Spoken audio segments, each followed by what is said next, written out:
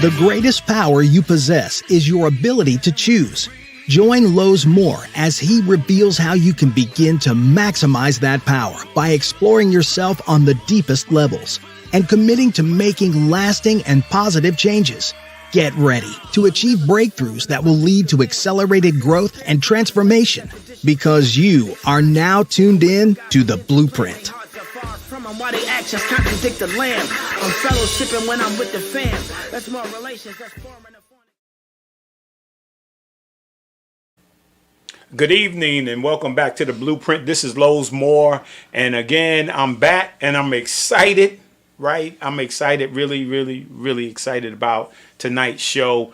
Man, we got a couple of marvelous guests, man. We're gonna have two legends in the building, man. Tonight, man, and our featured interview for tonight, man.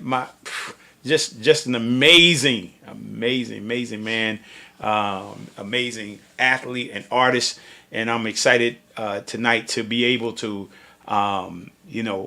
share in this conversation. First of all, I want to say Happy Easter and Happy Resurrection Day. And man, I'm sure churches have been celebrating all week long, right? We got Holy Week, right? And it accumulates to this day right here of the Resurrection Sunday, which ends up being, for me, for everyone, ends up being the beginning of a new life, man, in our relationship with God and the Lord Jesus Christ. So I want to say Happy Resurrection Day to everyone who celebrated today. And, may God bless you all, right? I think this is just a week, right? And, all the things that we did all the way from Palm Sunday all the way through Holy Week. Now we got Holy Thursday, Good Friday, and ended up with the Resurrection Sunday. Man, I hope that it transitioned, right? Because sometimes we just like Black History Month, right? And so we think that's the only month we get to celebrate Black history. No. Black history is celebrated every day. And anybody who, from a different culture, you don't celebrate that one day or celebrate that for 1 month, right? That's your legacy. That's your history, right? You celebrate that every single day. And just like we celebrated last month in March, we celebrated the Women's History Month, right?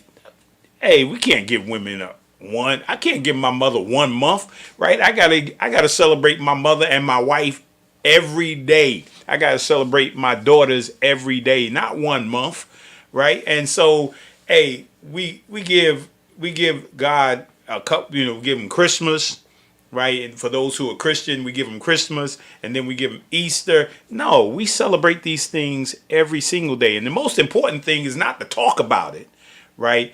I knew a gentleman one day, he said, look, don't talk about it, be about it, right? If you're going to be a Christian, if you're going to live this life, man, you got to live it every day. You just can't celebrate it for one day and for 1 week. Hey, man, you got to take the practices of your Savior every single day and make it a part of your lifestyle, So, hey, that's my word for the day.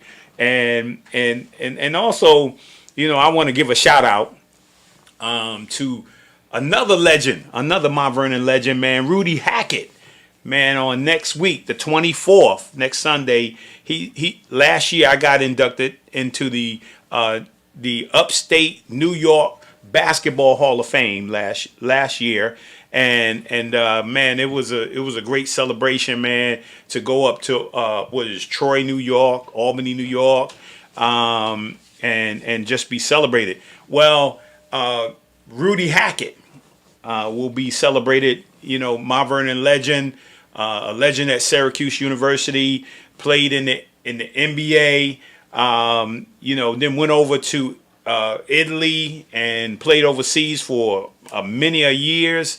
man, and then came back home, man, and started to do physical fitness training, became a personal training coach for USC, the university where Gus went to, USC. And now he's training all kind of professional athletes and college athletes. So congratulations to Rudy on being inducted into the New York State Basketball Hall of Fame. I mean, he's going to enjoy himself, man. He's going to be coming up, and it's going to be exciting. So, hey, without further ado, man, let's jump right into it, because, man, this is going to be a great conversation tonight. Let me start out with my book of the week. Yeah, this is cool, man. And this is called Between the Lines. This is the Ernie Bond story. And many of you may not know Ernie Bonds, and then from the picture in this book, look like it's like way back in the day. But Ernie Bonds was a tremendous and amazing football player, right? That ended up becoming an artist, man. This guy he had amazing stuff, man. Check him out, man. I should have put some of his artwork up, man. He was an amazing artist, not just a football player, but artist as well, man. And if you get a chance, I think next week, man, I'm going to show a couple of his artwork, man. I guess most of you will be familiar with his ability to draw and become a great and a tremendous artist. But that's my book of the week, followed by my word of the week, which is courtesy, right? Man, if we were never in the time that we're in now, if we need this word, right, and many others like it, man, because most of us grew up on it, what we call morals, values, and ethics, and we grew up with etiquette and manners, right, and common courtesy was so important back in the day when you couldn't say something to an adult or to your mom and dad without saying yes sir and no sir, or excuse me, or thank you when somebody did something for you. It were acts of kindness that we had. And courtesy, if we can put that back up there, see some of the things that surround courtesy, being courteous, being thoughtful, grace, respect, generosity, sympathy, right? I mean, all those words are so powerful, man. And when you look around today, man, I don't think we express many of these things anymore, right? Young people don't know how to be courteous anymore. They don't know how to respect adults. They don't know how to say thank you and yes sir and no sir. I mean, it's ridiculous today, man. But you know what it is? We're going to bring those things back, man. It's going to take the old to teach the young, right, on how to move forward. So that's my word of the week. And then also, here's my Pierce Harper affirmation, right? And I use a few things that I just kind of say, the courteous words. You are welcome. I am sorry, right? Thank you, right? Hey, man, nobody apologizes anymore, man. They just do stuff, but they never apologize for. Excuse me when you step on somebody's foot, right? Or please may I have that, right? When you wake up in the morning, right, your affirmation should be, man, let me be more courteous. Let me be more kind, right? And man, we're gonna sow this seed, right? You got to sow this seed. This is a spirit. Those things are a spirit, and we got to sow this seed because all those things are an attribute of love, and we need to sow more of these things in the lives of everyone, including our young people. So, and then let me jump right over into. Yeah, you could stay on that all day, man. We could have a whole show on that, but I want to jump into my music over here. And many of you probably, if you in my age and older, you probably know Quincy Jones, right? Many people will know Quincy Jones because, hey, man, he produced the great album of Michael Jackson, but he had his own stuff before that, man. And he had an album out called I Heard That, right? And man, he was a genius in music. One of my favorite songs on the album is called What Good Is a Song, right? It said, what good is a song if you can't feel it? What good is a song if it doesn't make a difference, right? What good is a song if it doesn't impact you? Right. And I'm like, wow, that's that's an amazing album. If you get a chance to, grab that from the old school and listen to that, man, it's going to be amazing. Right. And then check this out. Here's the movie. Right. Because I'm framing this. Right. The movie is The Longest Ride. And that is, about a guy who was he rode. He was a rodeo rider, right? And a young lady who was in college, they met, and she wanted to be not an artist, but she wanted to be a person who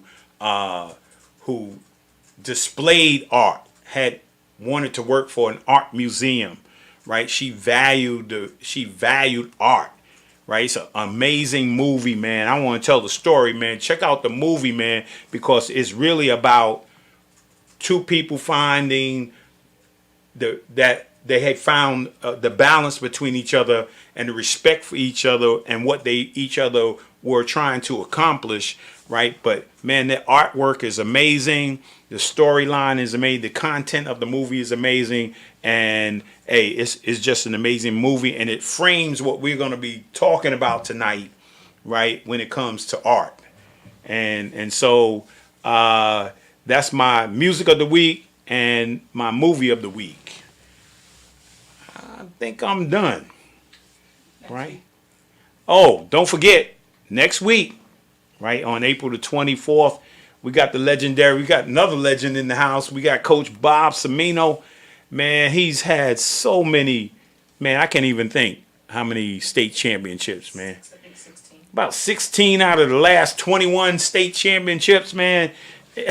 That's amazing, man. How many gold balls? How many regional championships? How many 16, 17 state championships?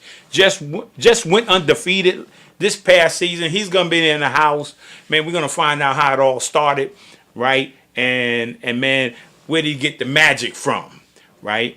Hey, today you might hear something about that magic because before Coach Cimino and before his success, man, there was a foundation laid before him, right? And we're going to be looking forward to talking about the history of Mount Vernon basketball next week and talking a little bit about it today. So without further ado, I'm going to show you this highlight, and then we're going to get rolling with my guest for this week.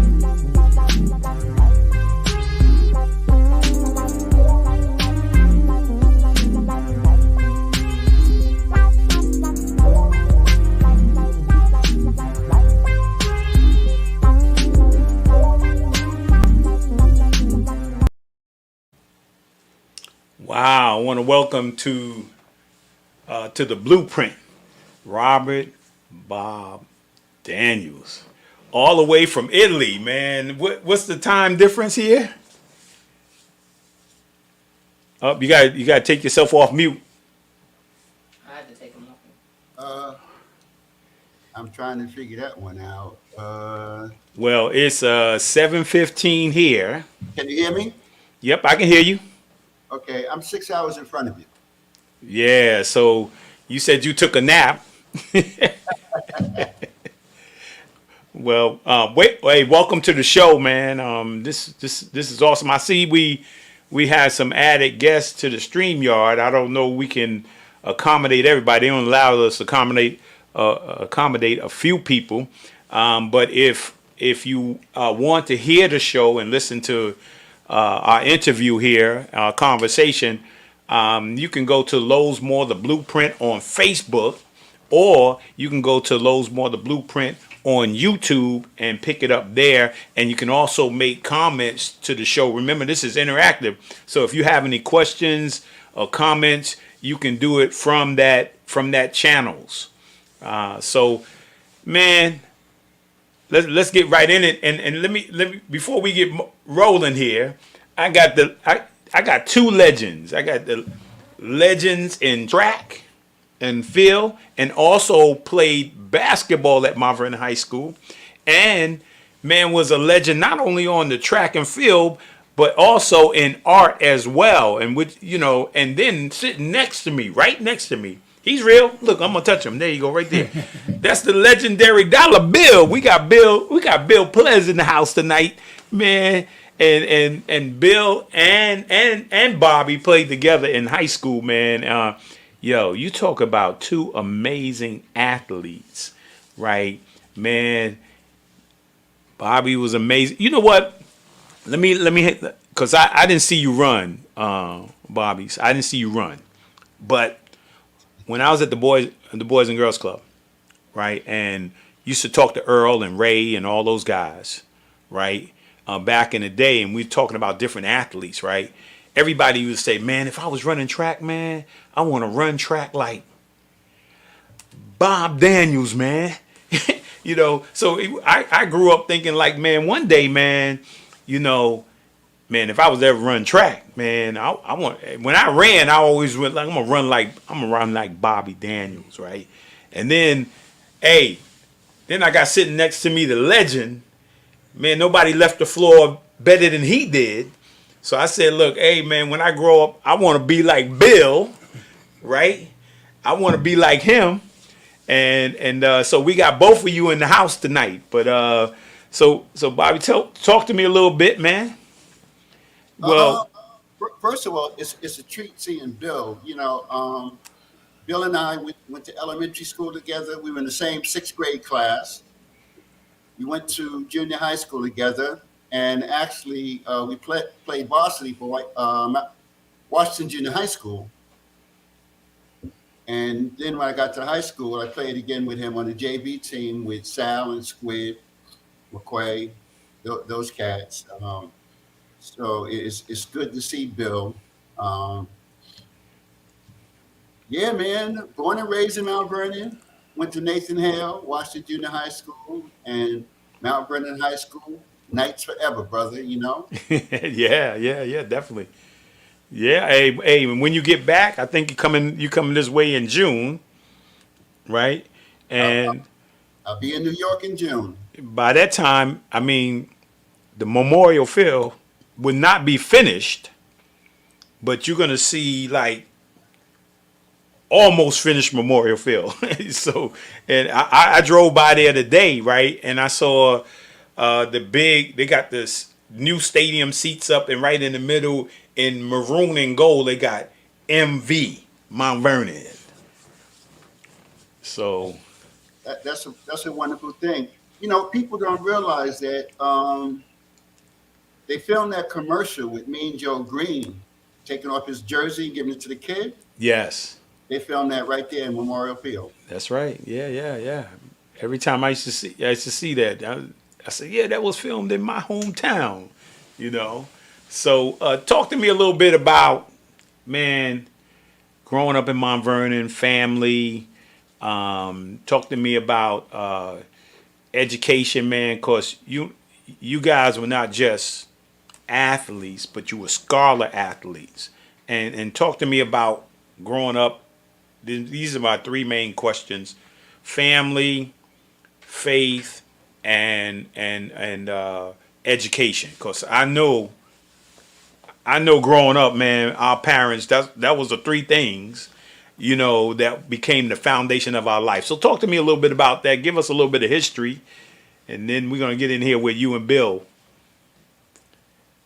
Well, I was one of 8 children, had 2 sisters and 6 brothers.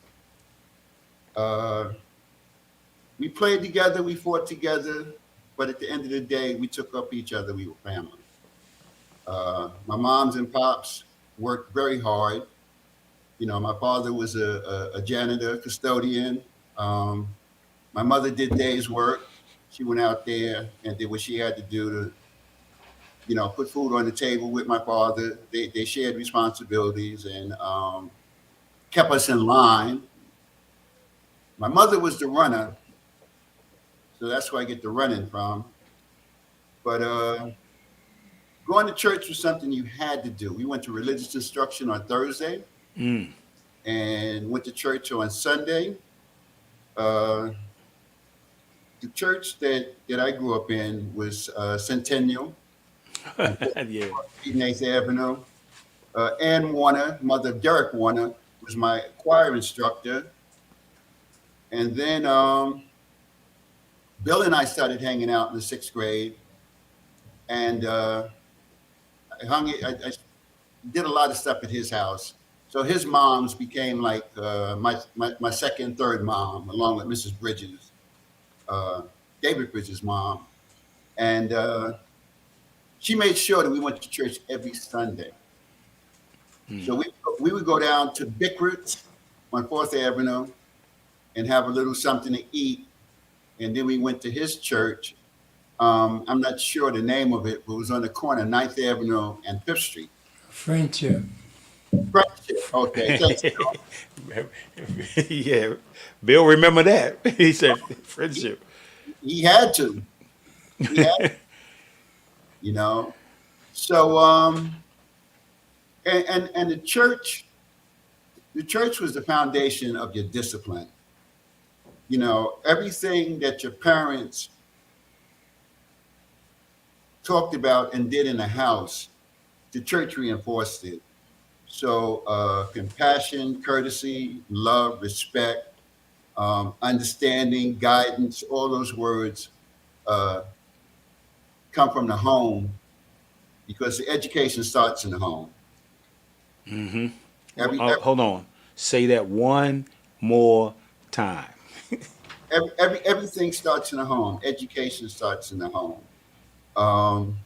If you want your child to be anything in life, you start them at a young age, and you coach your children, you work with your children, and you guide your children. You show them the attributes that they need to be successful.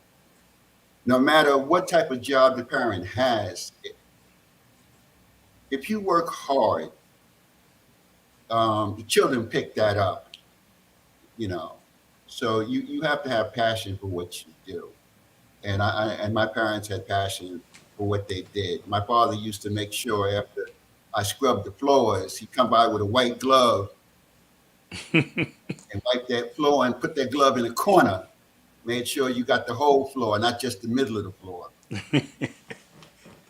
And then when in school back in the day, your teacher was your surrogate parent. So if you acted up in school, you caught a little something from the teacher to let you know your place. And so respect was what you give is what you got. You show respect to the teacher respected you. And they didn't have time to fool around because classroom sizes, we talk about large classroom sizes. You know, we had some pretty large classes at that time also. But the teachers still found a way to drive education forward and made sure that you got what you were supposed to get in terms of what they were teaching. The other thing was that the teachers at that time also lived in the city of Mount Vernon. Yes. So you didn't have a lot of absenteeism from staff because the teachers, you know, if it snowed, teachers could walk to work. They didn't have to rely on public transportation or traveling an hour from God knows where, you know, to get to the building. So that also was a wonderful thing. Yeah. And we got a couple of, a couple of people you might know up there. Paul Sherrill. He's talking. He said Bobby Daniels and Bill West, right, was the fastest humans I ever knew in my life. That's interesting because Bill West was my mother's oldest child. That was my well, people say half brothers. I don't consider him to be a half brother. I consider him to be my brother. He was my oldest brother. Wow. Yeah, he was quick. He was quite an athlete. Yeah, and then also Mike Hammett. Mike Hammett said, "Man, he wanted you to talk a little bit about the Key West track meet or race." Yeah. You know, I had the good fortune to be in the first athlete from Mount Vernon to be to go to the national stage. The Golden West track meet in California was quite an honor. They selected the 8 best from every event to come out to California, and it was one to take all. And it was interesting because Bob Brooks was coaching at the middle school, and he decided to come up to the high school and work with me for 2 weeks. In 2 weeks, my time difference came down almost a second. Mm. So, you know, in hindsight now, Dave Ryder was the coach I started with, but Bob Brooks was really the person who put me on track to be a nationally acclaimed athlete. He went to school somewhere in Alabama, and he came back with all these different techniques, plyometrics and kinesiology, and went out to California. And the week before that, I had ran at the state meet, and I didn't do too well because I was just coming back from an injury.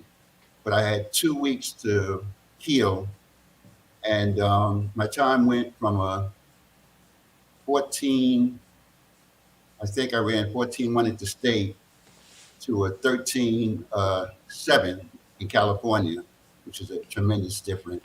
Yes, it is. Well, my wife can attest to that because she ran track too, as well as basketball. And my time went down in the well, they call it the 200 meter now, but the 220-yard dash.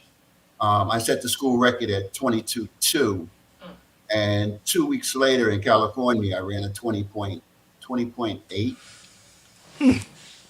That's why everybody was saying we Bob Daniels running out there.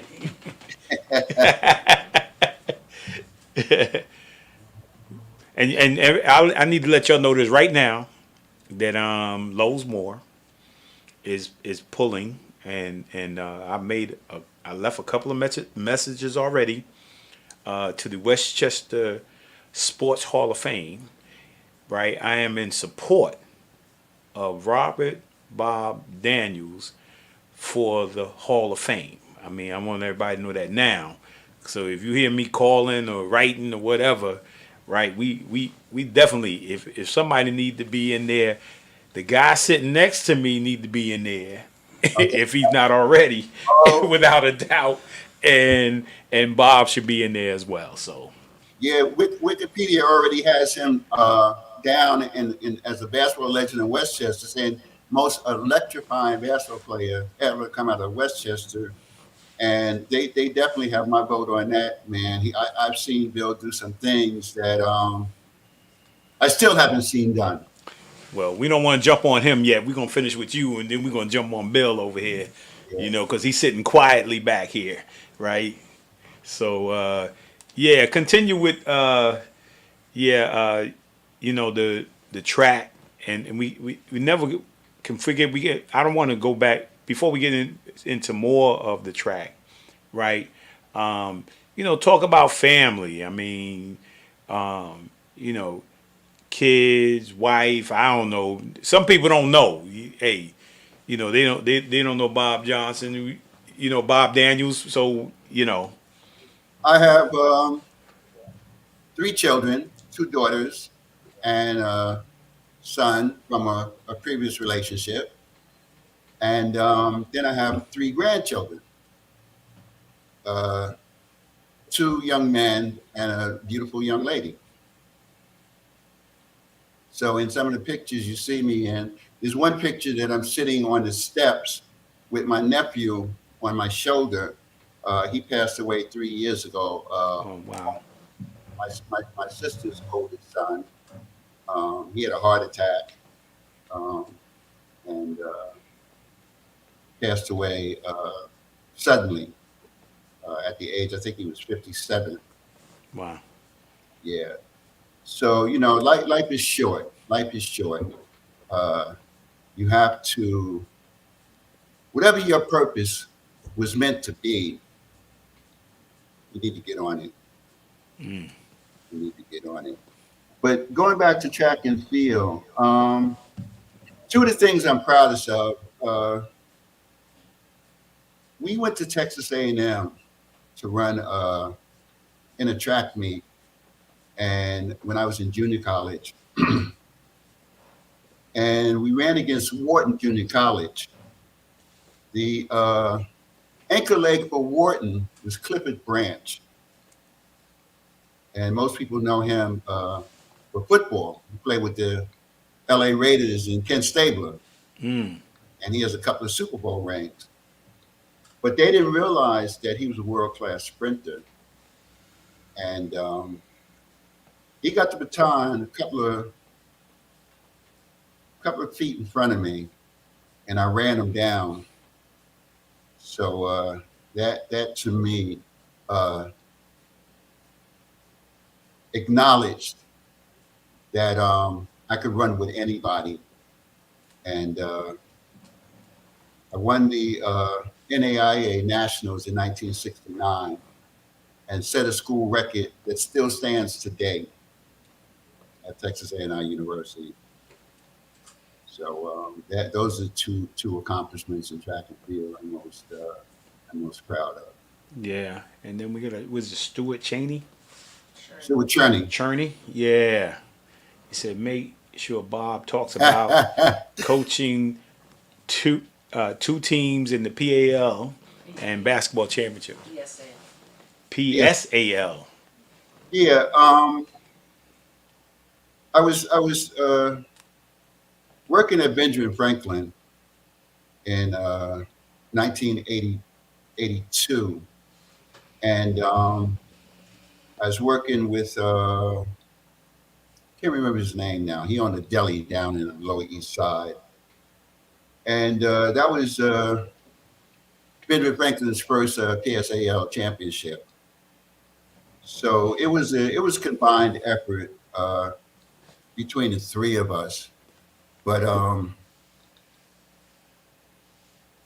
I actually found 2 of the players in the street playing at the Forster House's summer league, and convinced them to come to Ben Franklin. So they did. One of those players was Walter Berry, Mm. who later played at St. John's with Chris Mullins and Mr. Mark Jackson. Mr. Mark Jackson. Yeah, yeah, Oh yeah. yeah, Mark Jackson. Mark Jackson was a beast. Oh yeah, yeah. Mark Jackson was a good player. Uh, I remember Bill taking me out to the CYO League in Brooklyn, and I tried to guard Mark Jackson. Man, he didn't look like much until he stepped on the basketball court, and then man, he took you for a ride. He took you for a ride. And then when I got to, and then when Ben Franklin closed down, I went to Washington, George Washington High School, and I had the luxury of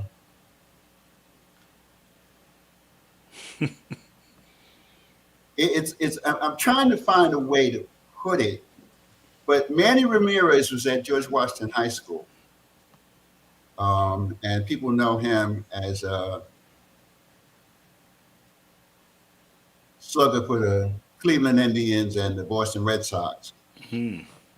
And I was still pretty much playing sports at that time. I think I was 34 years old. And so, you know how we do. We talk smack to each other. Yeah. I could strike you out. Yeah, well, why don't you get on the mound? So I got on the mound. I threw a couple of pitches. A couple of pitches I got by, and a couple of pitches I still traveling. You know, but I played ball up in Washington Heights, and had the luxury again of finding some players out in the street. And they lived in the district, so it wasn't like I was going out and recruiting people. But at that time, the students had a choice of what school you wanted to go to. And the fact that I played against them out in the street, they wanted to come to the school. And I ended up coaching in the Big Apple games in the summer. Mm. And I coached the Big Apple games for 10 years. We had 10 championships in the Big Apple games. My juniors won every year. My seniors won every year. Wow. So we can add to education. We can add to track and field. We can add to basketball. We can add coaching. Well, coaching was interesting because coaching for me was like teaching. You get sound. Can you hear me? Yes. Okay. Yeah.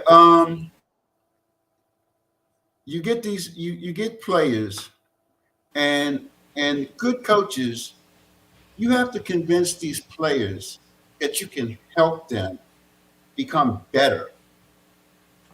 So you teach by example. And I used to get out there, and sometimes we go one-on-one. And then they began to understand I was an older player. I knew little tricks. I learned them from that person sitting next to you. And this is what you do. Lord, you played the game. You know how to, he's right-handed. He can only go right. Right. So you cut off the right. You cut it off. And every time he tries to go right, you jump. So the only thing he can do is go left. And then he gets frustrated. And once you get into his head, you destroyed his game. So there's a lot of psychology involved in teaching, just like in the classroom. So it was enjoyable for me because I learned a lot about life from sports, playing all sports. I remember when I went to the Golden West, I was taking a shower. And then I felt strange. So I turned around and there was a guy standing there, and he was from Oklahoma. So I said, what's the problem? So he said, well, I was told that all black people had tails. Jesus. Okay, this is 1967. So there were little things that happened along the way to let you know that the Emancipation Proclamation is just a piece of paper.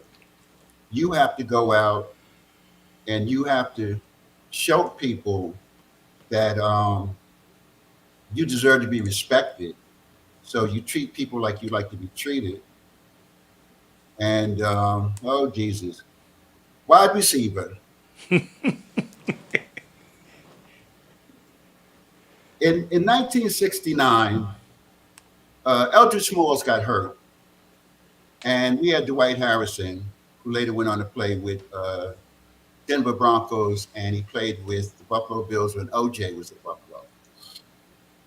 So my track coach, who was one of the receiver coaches, came to me.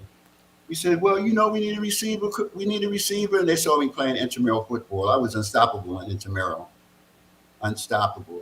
I was running down and ends, and I thought, just go back and throw the ball, and I'll find a way to catch it.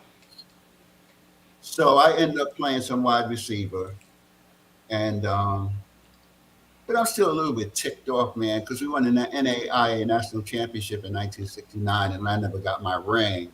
You know, so but yeah, college was a great experience. I learned a lot about myself.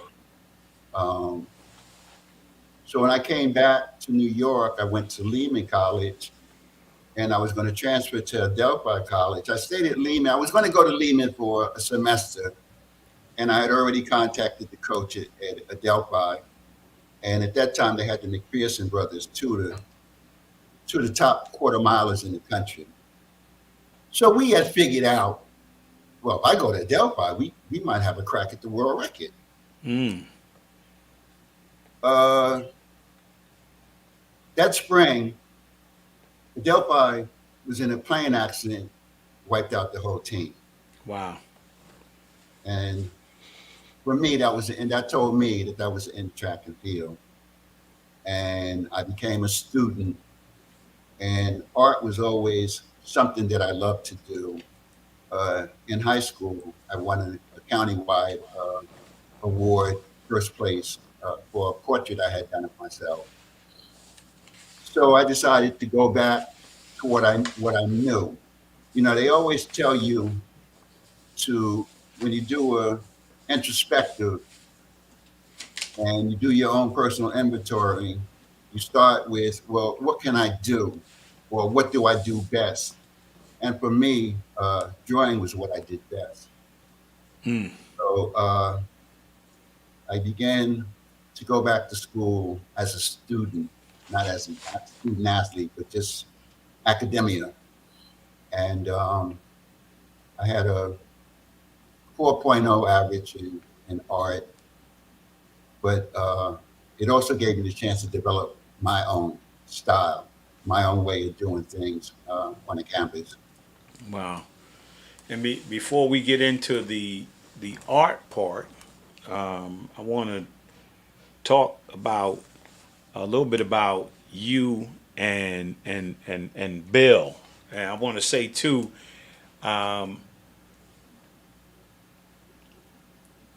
before we talk about you and Bill, we're never gonna let you leave the show without talking about your wife first before we go to Bill and get into culture and then get into art. I want to thank you for the invitation, the invite to come to Italy. I've never been to Italy, but I don't know. My wife is sitting over there. Vanny. Yeah. That would be a treat. I told you that would be a treat. So talk about your wife a little bit there. This is Marina Negre. We met each other 10 years ago. Very interesting. She made a lot of comments about my work. And so through the comments, we started talking, and eventually I started calling over to Italy. And then I said, well, can I come to Italy? She said, sure. Came to Italy, and I've been here ever since. Wow. Just like that. Listen, we were in conversation for what, a year and a half, a year. Yeah, she's got everything. She's got the numbers down to a T. Yeah, and she's a graduate of a fashion and design school here in Italy. Former model. She's been in the art game for a while, and it was a match made in heaven, really. Um, she's able to help me calm me down because I'm a Leo man. Sometimes you Oh, know, she's trying to slow you down, like I'm trying to slow my wife down. She's got like 100 million things going on at the same time. So you need somebody to stabilize you. yeah, man. You know, we need that person to bring us back to the grassroots. You know, because I be levitating. Oh man, well it's a pleasure. I met her. I met your wife the other day, and it was a pleasure. Yeah, she's a wonderful human being. Always got a smile on her face, but watch out.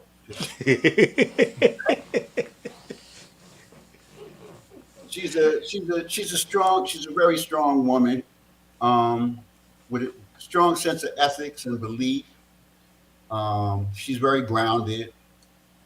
She's raised a wonderful son who graduated a couple of years ago. At the age of 25, he graduated with a PhD Awesome. in computer science, and now he's developing his own computer games. Matter of fact, Nintendo, he's negotiating now with Nintendo and a couple other companies. They want him to develop some software for them. Awesome. Yeah. Yeah, yeah. So we're gonna jump over here and talk about this relationship.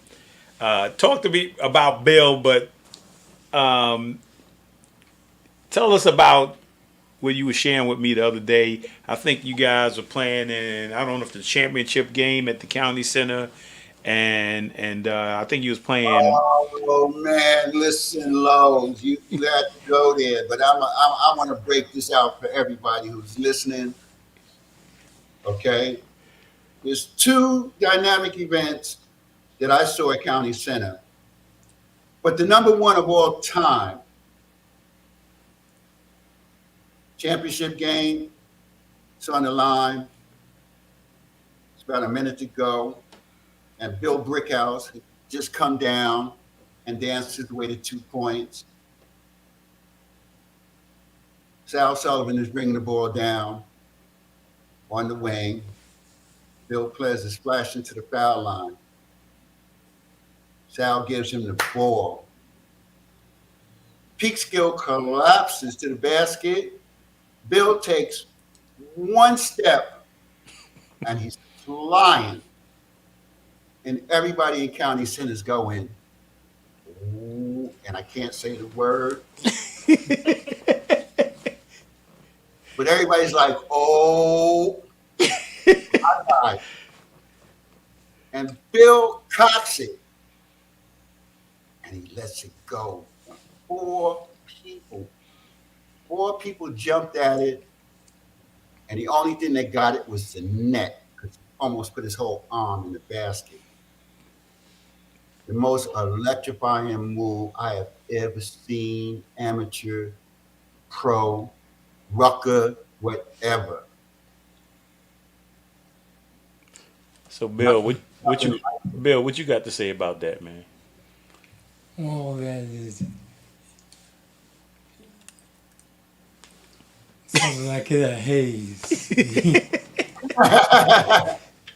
Well, Bill has never been one to toot his horn. He's always been very humble, very soft-spoken, very kind of incognito, except when he steps on that court, Yes. and then he's a killer. Well, I'm gonna tell you one Scooter. We were young, right? And we were at the boys club, and so they used to call Scooter Scooter McCrae. They used to call him Little Bill because he used to wear the glasses, Right. right? And so Bill's playing against we're playing, so playing kind of the short way, right? And so come on, show him Little Bill, so Bill they throw the ball to Bill, right? And Bill jumps in the air, and Scooter's like a baby, man. He's like a baby giraffe, So Bill goes up, he puts it behind his head like he's gonna dunk it, right? Yeah. And then Scooter ducks, he ducks out the way like, oh my god, like that. And so Bill just drops it in, right? So a couple of plays down, we keep going back and forth. Couple plays down the road, same action. Bill catches the ball, goes up, cocks it behind his head. So now Scooter thinks he's gonna drop it, right? This time he just boom slams it on Scooter. Scooter's glasses like sideways on his head. You know where Bill was, right? He already down the other end of the court. He didn't say anything to him. It wasn't like, man, get out my face, stuff like that. Bill was already down the other end, waiting for the next play. No, Bill never said anything. I remember, I don't know if Bill remembers this or not. There was a park in the Bronx, and I can remember. I remember the park, but anyway, you had to go over the highway to get to this particular park. It had a pool and everything, but they had an indoor gym, and they used to have a tournament. And Bill is playing in the tournament, and this guy comes down. Damn, he's Mr. Bronx, so he's got to show everybody. So Bill got tired of it. And Bill is going baseline, and the ball hits the back of the rim, and it's going the other way. And Bill caught it and turns in the air and hook dunked on the guy, falling away from the basket. And again, another electrifying move. And I'm not going to even talk about how many times that he used to catch people and ref would blow the whistle, goaltending. But see, referees had never seen anybody get their shot caught before. But Bill's signature move was on the tap. When the ref threw the ball up, Bill used to catch it and direct it. So automatically he had 2 points because when the ball went up, people flying to the basket because they knew that he's like a quarterback directing a pass.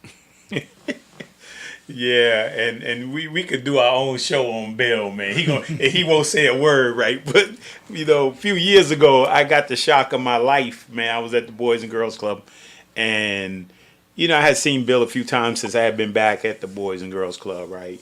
And I end up getting, and we can't forget that it's stated. I don't know if we keeping stats back then, but it's stated that Bill blocked 100 shots in his senior year, and he caught all of them. So I don't think anybody.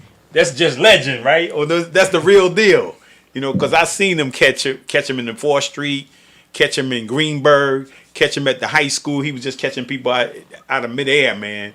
But Bill, I got the greatest, I guess, honor.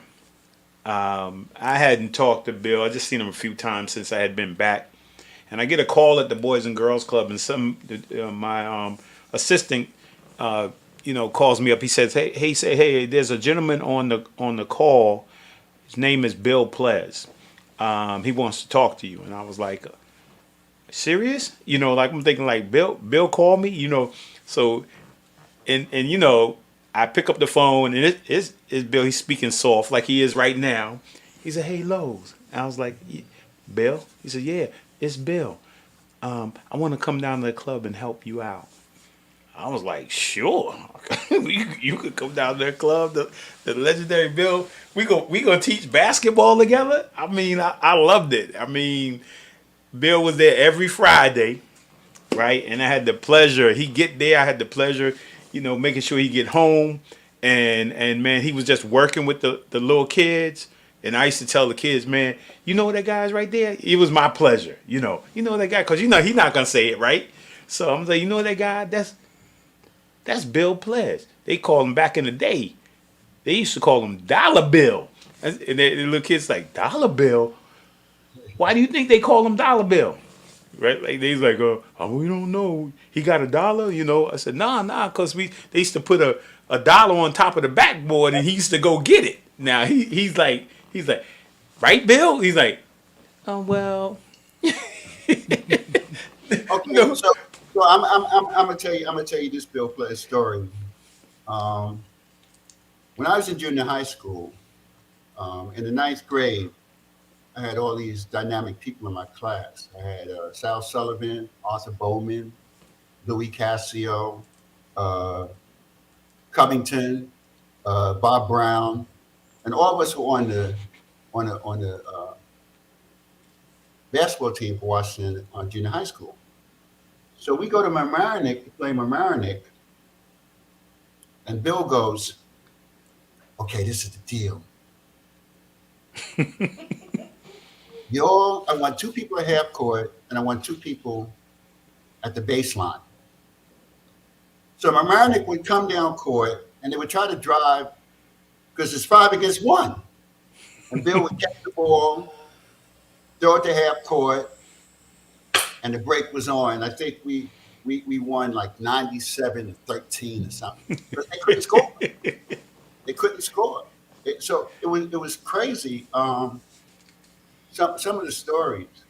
Yeah, Bill's legend, man. Yeah, man. I remember, and he took me down to Harlem, and he said, "Man," it was like, "Bill, you ready to play?" "Well, I ain't playing if my man don't play."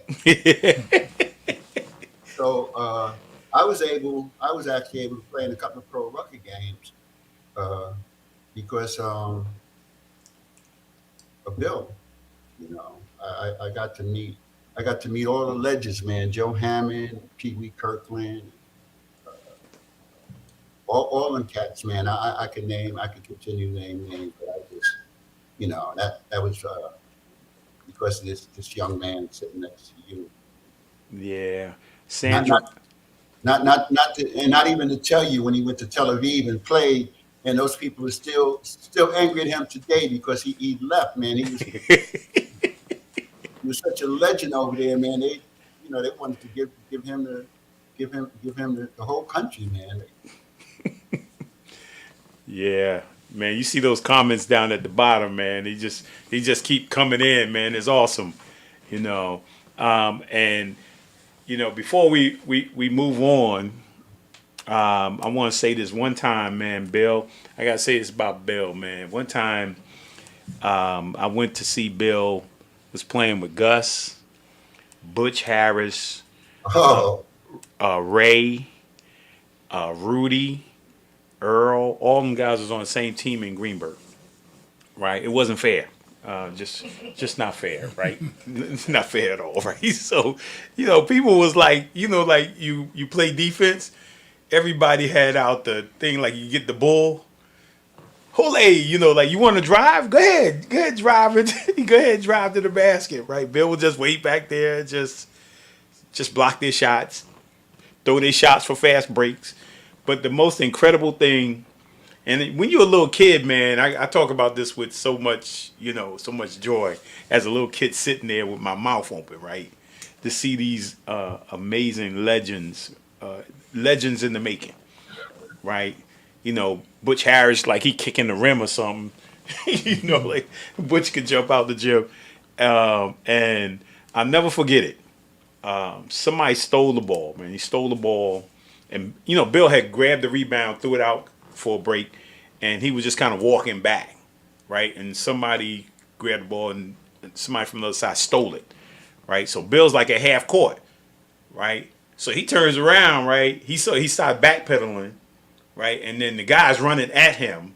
So, like, he gets, like, right past the free throw line. He just turns around. I don't know if he remembers this. He just turns his back, like he's facing the basket where the guy's going, right? And the guy, like, looked like, oh, shoot, I'm going to run up his back, right? So he run up his back to make the layup. And as he's running up to go up for the layup, Bill just turns out of nowhere. He just in midair, he just turned out of nowhere and just caught it at the peak and threw it to Gus.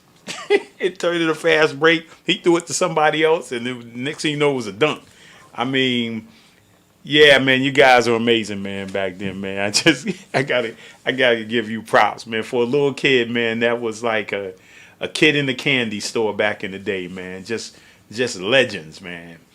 Yeah, man. Hey, see, look, everybody's talking about, man. So we want to transition because we got about 30 minutes to go, but we want to transition as we talked about the importance of family, the importance of faith, the importance of education, also the importance of culture and into your art, right? And the impact of culture on your art and coming up with your own, your own signature. Because, a lot of stuff, I mean, used to come to the club when I, as the executive director, used to stop by and you should show me a couple of pieces and stuff like that because you were right down the block. I used to love it when you came in, man, and we used to sit there and have those conversations. But talk about the whole art and, coming up with, your own ideas and thoughts and where you are now with it. Okay. Again, that man sitting next to you. When I used to go to Bill's house, man, we used to lay on the floor and play with football cards, or sometimes we have pencils and paper, and we sit there and draw. Bill can draw. Uh-oh. That's another skill that you don't even know about. And so in the 10th grade, we took commercial art together. We had the same teacher. Teacher didn't like neither one of us. And as a senior, I had this art teacher who just allowed me, he exposed us to the French artists. And I got to see the freedom that they had with color and line, what we would call as artists, the elements of art. So I started playing with these elements, and I came up with the self-portrait that won first prize in the Westchester County Art Fair. And actually, the piece won first prize. Then I had two other pieces, but they said to my art teacher, they said, well, we can't give him all the awards. So they gave me first. And as I moved through my collegiate career, I was fortunate enough to have had teachers who basically let me do what I did because, they would just say, where'd you learn that from? Or who did you study? And I was like, I didn't study anybody. It's what I did because I was so used to doing it. And so I left Texas A&I. I came back to New York in 1970. I started working in East Harlem. And walking through Harlem was a sojourn. There was just so much. I mean, there were Black people in Mount Vernon, but there was just something to the vibracity of the people of Harlem. They had a whole nother spirit. They had a whole nother way of living, a whole nother way of talking and walking, and style and as what they call now the swag. Right. So I could always dance. I do the boogaloo and all the little things that we did. So I started. I went to this place one night, and Olatunji was drumming, and they had some dances. So I talked my way into hanging out with them and trying to learn African dance. So I started dancing with Olatunji. And later on, I met LaRock Bay, who had a dance group in Harlem. I danced with him for a minute. But in walking through Harlem, one day I came across the Studio Museum of Harlem when it was located on Fifth Avenue. between 125th and 126th Street. And they had all these things up. This guy had a sign up, take my classes, photography, it's free, you learn about this, that, and the other thing. So I started taking classes with this guy. This guy ended up being Gordon Park Sr. Mm. So I was able to learn how to use my eye in a different way, which in translating that information into the arts, I could see color differently. I saw line differently. I started seeing objects differently, you know. And then in 1981, I was dating someone who was taking these workshops. So I would go to the workshops, and the person that was teaching the workshops was Romad Bearden. Hmm. So he was at that time he had a studio on 141st Street between Lenox and Adam Clayton Powell. So I had the good fortune of going there and learning collage, and I was taking printmaking at Lehman. So I was learning how to use my dexterity better in terms of art making. And it's more disciplined than just painting or drawing, because drawing, you're more free, you're looser. But when you, just like when I took commercial art with Bill, you're more restricted. You have to have more patience and tolerance. And so with all of these skills thrown together, it's like making a soup.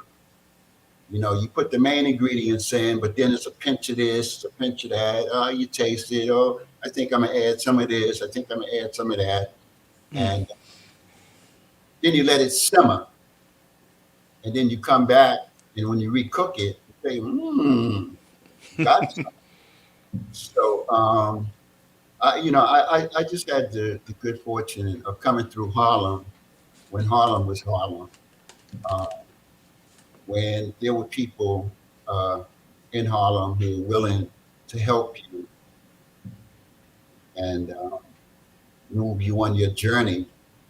So when I paint now, I paint a lot of stuff that reflects the stories of my childhood, my parents' childhood, the stories I hear from people in the family. And I try to project a lot of spiritualism into what I paint. I do a lot of portrait work. If you look at the eyes are very expressive, because the eyes just they see, a lot of stuff that you can't really explain. But when you take what you know and put it on canvas, it's like a writer. Sometimes it's hard for him to explain what he's writing about.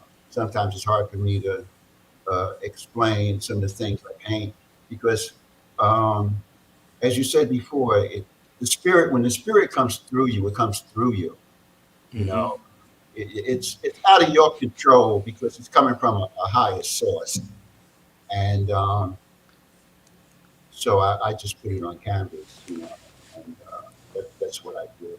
Yeah, and for me, I guess what sparked our conversation a few weeks ago, you put up, and I've seen a number of your pieces because, I follow you on Facebook. And, I've been watching what you've been doing for years on there. And I like what you were doing. But one thing that sparked my attention was my favorite. It has become my favorite. I was telling my wife the other day, I said, man, this is one of my favorites. right there. I said, man, that right there is just, whew, that's an awesome piece right there. And I said it, I expressed it to you. I wrote something in. I said, man, that's awesome right there. And it sparked our conversation that started us on this road to tonight, you know. And I didn't know, I don't know if you guys knew, man, that my second passion besides basketball is art, right? And my wife will tell you when we were dating, most of the time she was in college and I was playing somewhere. All of my cards to her were drawn. You know, all the Mickey Mouse and Donald Duck and all the I used to write the little. I draw my own cards. You know, and I was in the commercial art class too as well. I did a lot of portrait stuff. You know, I can almost, if I could see it, I can actually, you know, do it. Haven't done it in a while, but I still know I can, right? Because it started when I was at Nathan Hale in with the art teacher there at Nathan Hale. I think she was from France or somewhere, and she liked a lot of the work that I was doing. So, man, you know, art is. I always thought I was going to be, if I couldn't play basketball, I was going to do animation. Okay. So you know, so when I see the colors, right? When I see all your colors, or even the black and whites, or the colors, man, it just opens up something inside of me. It's something spiritual about it. Yeah. Let me grab this.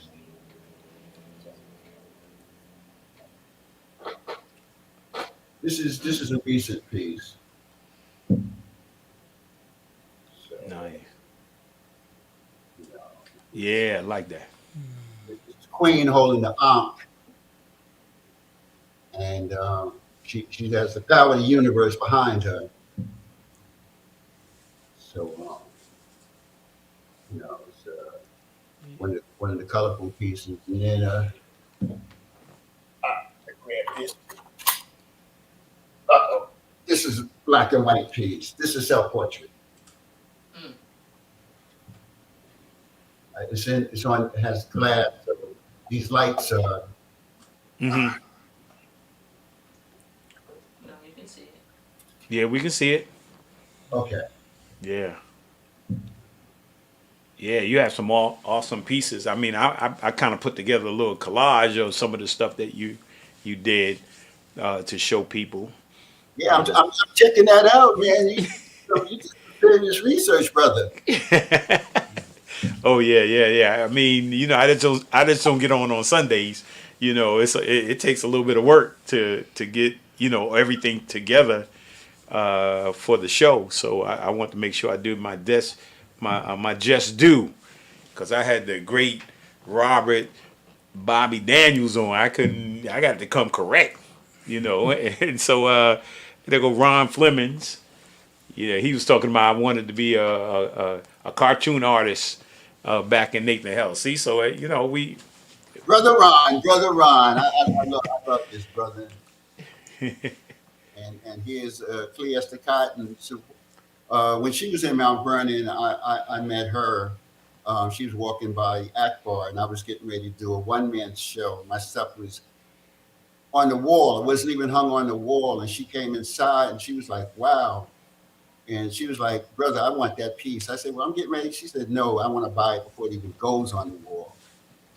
And so I've been mentoring her for a minute. And I'm just so happy that she's found her niche in teaching. She's down in North Carolina now. And she's doing a wonderful thing with the community. She's a curator. She's a photographer. She's doing her art. She's a writer.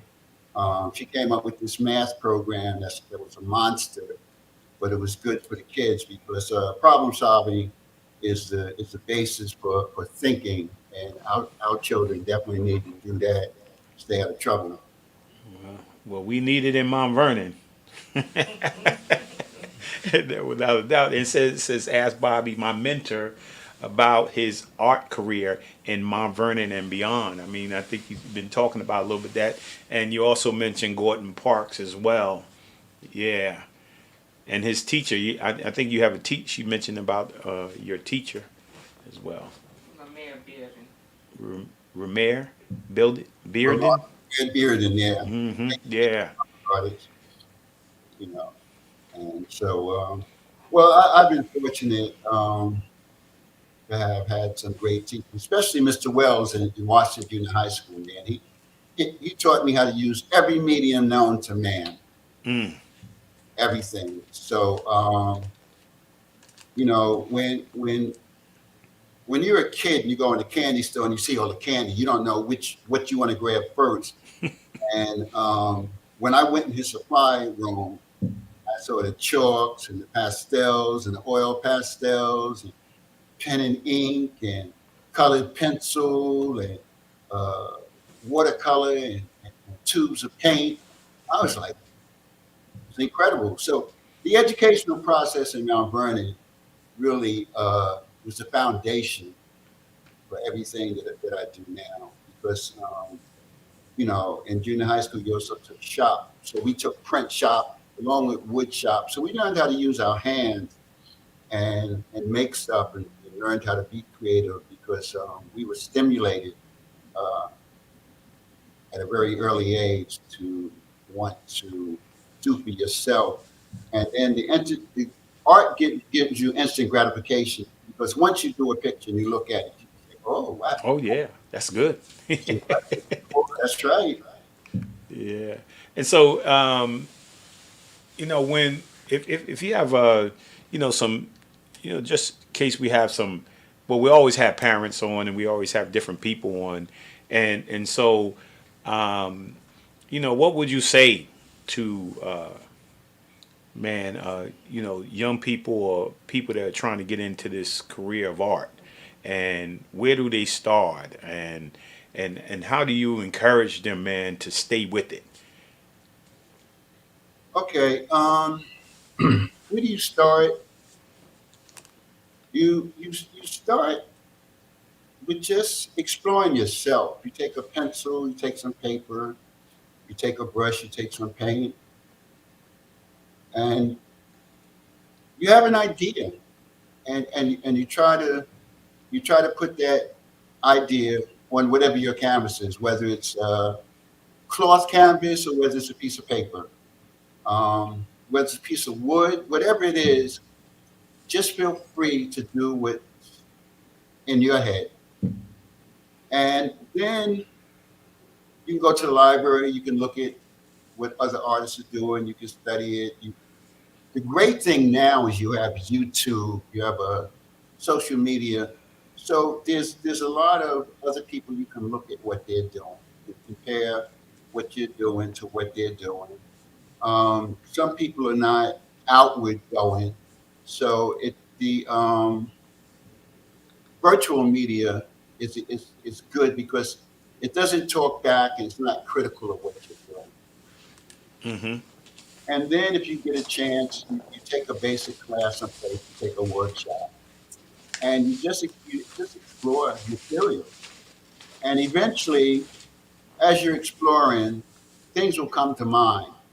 Sometimes you might even want to copy something. I remember we used to look at comic books and we used to uh, draw what we saw, whether it was Archie, whether it was Two Gun Kid, didn't matter. But what it did was art, you're training your hand. It's really not a cerebral process. So a lot of people get confused with that. It's like writing. When you learn how to write and you learn how to spell, you learn with your hand. Later on, you might remember some of these words or some of the processes, but it's all a coordination. It's like playing ball. Playing ball is not a mental thing. You've done it so many times that it becomes instinctual. Hmm. When you start thinking about it, you get lost in that court. Yeah, you overthink. Yeah, you overthink it. So it's just and for parents, when you see your child doing something, that's interesting. You want to tell me about it? You know, push them, but you encourage them. Oh, you need some pencils, you need some crayons, and these materials are very very reasonable. You know, you can get a box of colored pencils for $3, $4. Um, but at the end of the day, the reward that you're going to get back later, it's so much, it's such, it's so valuable that you can't even put a monetary number on what you get back, because now you're linking with your child, and that's what Right. you do with the parent. You want to have a linkage. You want to have a, you know, you don't have to become your child's friend. You become your child's coach. You, you get him to understand that you're there, so that the child says, "Oh, mommy, mommy, look what I did. Daddy, daddy, look what I did. That's really nice. That's really nice. Is there anything I can do to help you with what you're doing?" You know, you offer the assistance. You don't, oh, well, no, you don't growl at them. You don't snarl at them. You coach them, encourage them. Yeah. And so, real quick, is there, like, if people wanted to see your work, is there a website? Um, you know, I see a lot of stuff on your on Facebook, on social media. Um, you know, if you have those things, if there's a way that people can want to see your stuff and want to purchase it, is there a way to do that? Can we put that up here so people can know? Sure. I belong to a couple of merchandising websites. The biggest one is fineartamerica.com. And they actually, I have stuff there. You can look at it. If you want to purchase, you purchase from them, and they will send it out to you. If you want to get something from me directly, you can go to my Facebook page and inbox me. Um, if you go to Google, you put in Nappyhead Art Gallery, Hmm. and it'll take you directly to my website. Yeah, I've seen Mike Hammett mention that nappy head earlier in the show. Yeah, he mentioned that as well. And then talk about some of the art shows that which has probably been plenty, but talk about a few here in the United States, and then maybe in Italy or where you've done some shows, and also talk about, you got an upcoming show, because we definitely, if depending on when it is, then as long as it's not June Night. 9th, right? Long as it's not June 9th, because my youngest daughter's getting married on June 9th. So, That's a wonderful thing. yeah, yeah. And Yeah. The show is June 18th, actually. It's in Harlem at the Calabar Gallery. So for people who are familiar with Facebook, I'm on Facebook. I post stuff on my page. I'm also on Instagram. I'm posting some stuff on Instagram. Uh, I haven't posted a lot recently because I've been in the studio. When the spirit strikes me, I have to paint. I have to move. I have to. The message is coming, and I have to get it onto the canvas. right. I've done a lot of shows. The biggest show that I've probably done in the States was Art Curian, where I did, on my page, you see me standing in front of a huge painting. Yes. Okay, that painting is 5 feet by 10 feet. 5 feet high, 10 feet long. And it's called Spiritual Rhythms. And it's from a series of work that's mural size, about the same size. And that was the largest show of its kind ever given, maybe anywhere in the world. All the pieces were mural size work, and there were over 60 pieces of work in the show. I think I got a shot of that right here. Where is that? Okay, that's it. Yeah. Spiritual Rhythms. Yeah. That's actually here in Italy with us. We had it on the bedroom wall, and I finally took it down and wrapped it up. and it's in storage with some other canvases that are not stretched. Yeah, Uh, I got a couple of things from you, man. We Con Edison Award winner in high school, right? I got a Scholastic magazine All American high school track and field. I got, yeah, I got your stuff over here, man. I appreciate that. Yeah, I think one of my proudest accomplishments was being selected to Who's Who in American Sports 3 years in a row.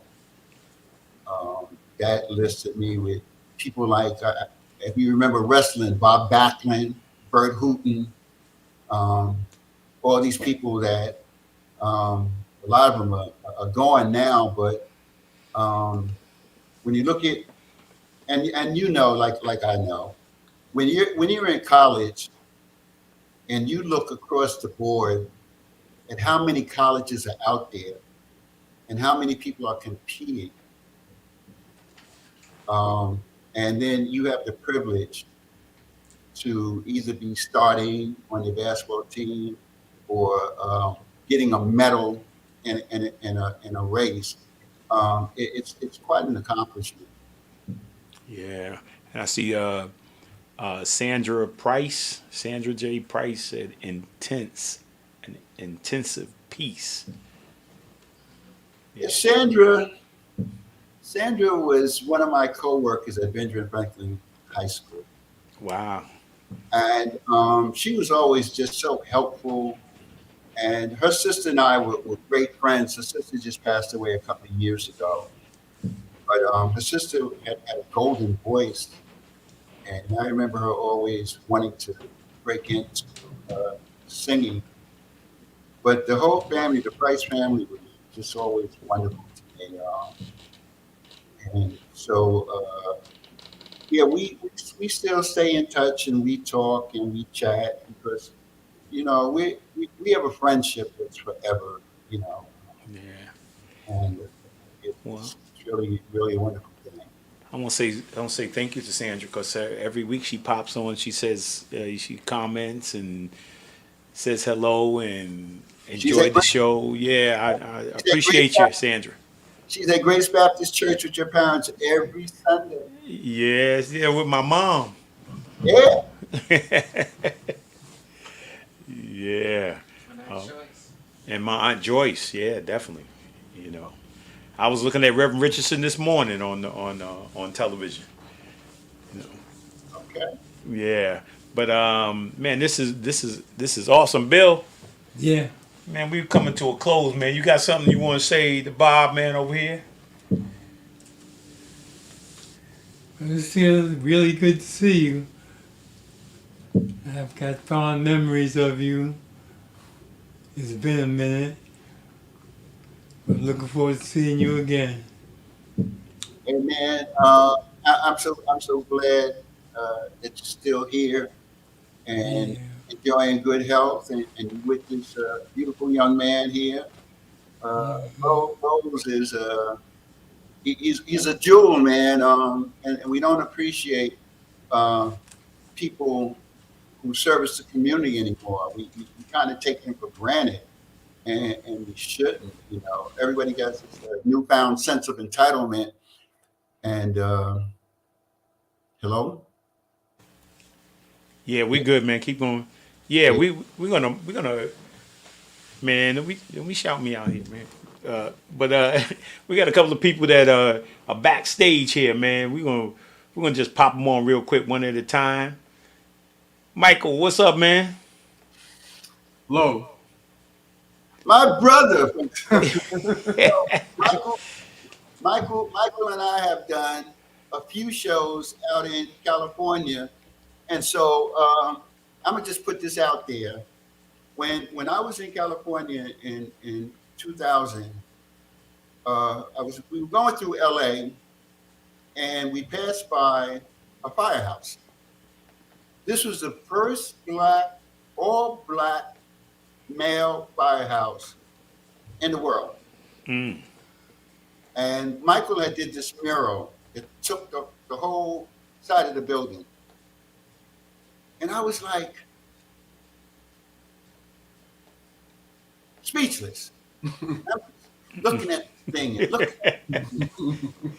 And a couple of days later, I went to an art show and I bumped into this guy and I said, "Oh, excuse me, I'm sorry." He said, "Oh, that's all right."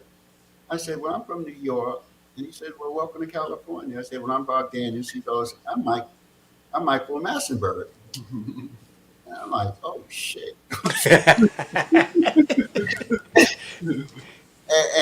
And so, Mike, I'm so glad. Michael is on the way to Africa or just came back from Africa? On the way, going to Senegal next month. Oh Okay. man, so Michael, tell us what you do, man. Got to be something with art, man. So you, Yeah, I paint a little bit yeah, right, okay, on the side. yeah, right. Not according to Bob.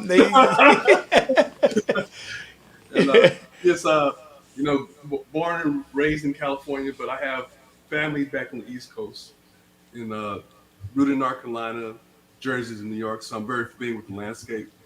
And me growing out here, I got a chance to growing up, go back and forth, and really get a little taste of the of that side of the country. And what's really interesting about when Robert and I talk about have our conversations now is that what we want to do is kind of merge all of America of Black America, especially in culture and stuff, because we have because of distance, it's easy to kind of like not think about somebody because we're like 3,000 miles away. Yes, So sir. just thinking you're in New York and you go 3,000 miles anywhere else, it's going to be water, another country, something like that. But 3,000 miles to get to this. So what happens is that sometimes we don't get a chance to really communicate. And then what happens, Robert's been very good about keeping in touch and communicating all of us together. And even now with social media, it makes it a little easier. But this is before social media. He was still keeping in, the way it is now, keeping us in touch and stuff. And yeah, like me doing art, teach, do work in the community, do murals, commission stuff, galleries, museums, stuff like that. And so we have a lot of shared values and stuff. And we don't get a chance to talk to each other all the time, but when we do connect, it's on a whole nother level where we're just like we don't miss a step. So I really appreciate it. And then also too, my other passion is too, besides art, is basketball.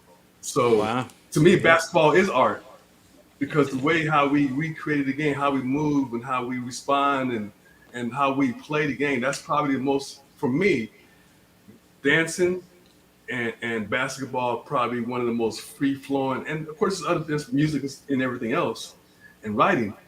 But when you see how you move your body in certain situations, the same thing how you look at trying to mold a sculpture or your painting, stuff like that, you have to move and flow in a way where it kind of like I don't know why that's okay. Of course, his heads are ringing all day, and it's not, his name is Spam. That's all I know.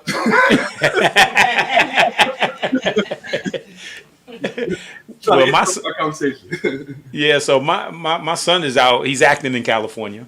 Oh, good. Okay. Yeah, he went to He graduated from Occidental a few years ago. Oh, good. And Okay. yeah. So he's in. He's rolling out there, man. And Good. yeah. And hey, since you're an artist too, man, we might have to get you on here and see some of the stuff you doing, man. Oh man, Michael is a giant, brother. I'm just a little pea in a pod. Okay, so he the pod. That's what the legend. Is that what the legend just said?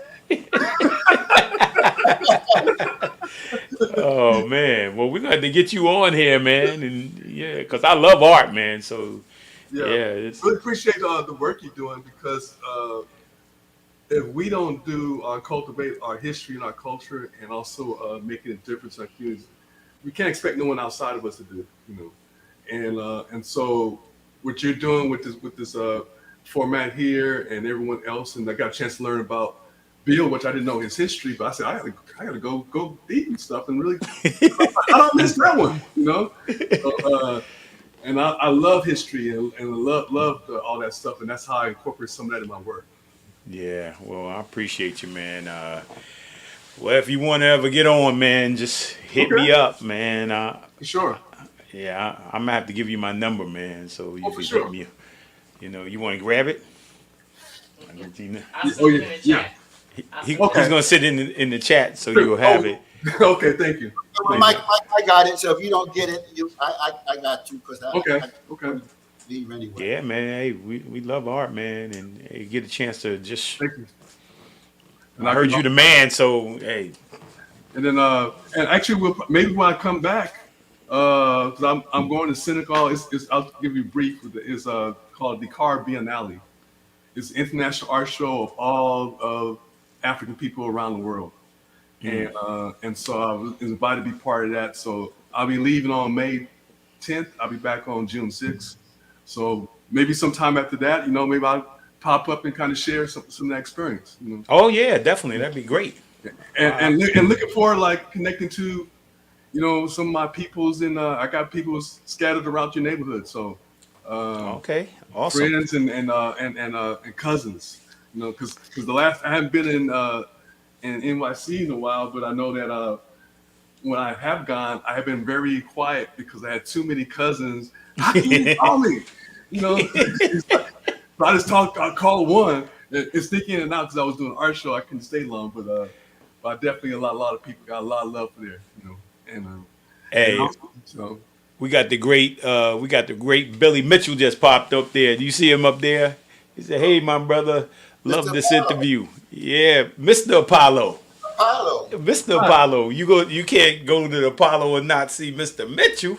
He the man. Hey, we having a Boys and Girls Club reunion here.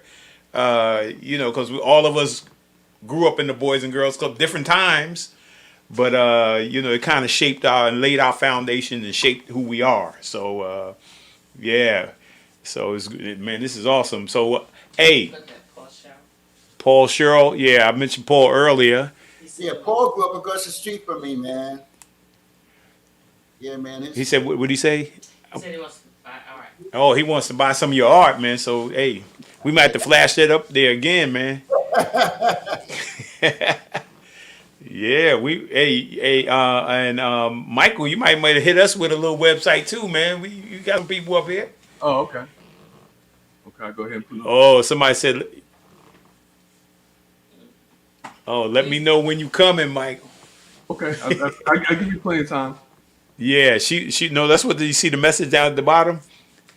Please to send it. Okay, yes, thank you. Yeah, awesome, man. So Yeah, Michael and I are getting ready to put together an East Coast West Coast art forum okay, where we connect the dots. It's something that hasn't been done in a minute, and it needs to be done, especially right now when there's so much chaos and confusion swirling in the world, not just in America, but around the world. yeah, As I travel, and we see a lot of stuff that you don't hear about because they censor it in the American press. But there's some wild rodeo stuff going on. And since I'm on an international podcast, I have to keep my language. 'Cause yeah, yeah. I get into the vernacular from time to time because it's necessary. But yeah, we who is this? Everybody, hey, Somebody's trying to call me now. you on the podcast, man. That's what happens. Everybody start calling. Well, Michael, I want to say thank you, man, and then definitely after you get back from Africa, man, let's do it, man. For sure. Yes, sir. Let's do that. Yeah. All right. I think we got a couple other people we get because we're running past our time. Much love and peace always, brother. Much love. Yeah. Just quickly, we have you're gonna bring on who's it now? Veronica. No, I don't know if they're gonna come on. Okay. Well, we good then. So, hey, let me say this to you, Bill. I want to thank you, man, Oh, my pleasure. for being my guest host tonight, and the legendary Bill Bless In the house. in the house. Yo, man, I gotta tell you some more stories, but not right now. But about Bill, just woo. Yeah, we gotta do this again where we get some more people on to do storytelling, man. Yeah, definitely. And you know, the wonderful thing about this podcast is when Clarence Lee, who was one of my early mentors, took me to the Million Man March in Washington, D.C. I was there. And what we're doing now was part of what we mentioned, but we never brought it to fruition. So in a way, we kind of getting back to what we need to do. Yes. As Awesome. men, as fathers, as artisans, because all of us are artists in our own way. Make no Yes. mistake about that. So, Bob, I want to thank you, man. I know it's late over there. It's 6 hours different than here. It's 8:41 here, so we know it's late there. So I want to say thank you, man, for coming on. This has been awesome, man. It's been my pleasure, man, to have you and the legendary Bill Ples. We got two legends in the house, Robert Bobby Daniels, and we got Bill Ples here, and then we got the legend Michael Massenberg in the house too. So hey, thank you guys. I appreciate you. I mean, God bless you, man. And I'm about to sign off here. So I want to say for all of you who joined us tonight, I want to say thank you for many of you I see each and every week. I want to thank you for your support, man. I love you guys. And for those who the first time, don't let it be your last. Man, I love you. Man, have a blessed week, man. And man, like, you know, Bob said, man, we have to do more of this. And we have to not only be blessed, but we have to be a blessing. So thank you very much, man. God bless you guys. Man, safe travels over into Africa, man. And thank you. Thank you. And thank you all for joining us. God bless you. God bless you too. Thank you. We really hope you enjoyed this episode of Lowe's More, the Blueprint Podcast. Stay connected and follow us at our website, www.lowesmore.com. That's LOWESMOORE.com. You can also join the discussion on Twitter at Lowe's More and on Facebook at Lowe's More Jr. As always, thank you for pushing your mindset towards a better reality. This concludes the most thought-provoking portion of your day. Don't forget to like and subscribe to this podcast to stay fully up to date with everything we're up to. Until next time, be kind to yourself and each other. What they teaching is a joke. I ain't buying it like I'm broke. Insufficient funds for insignificant time.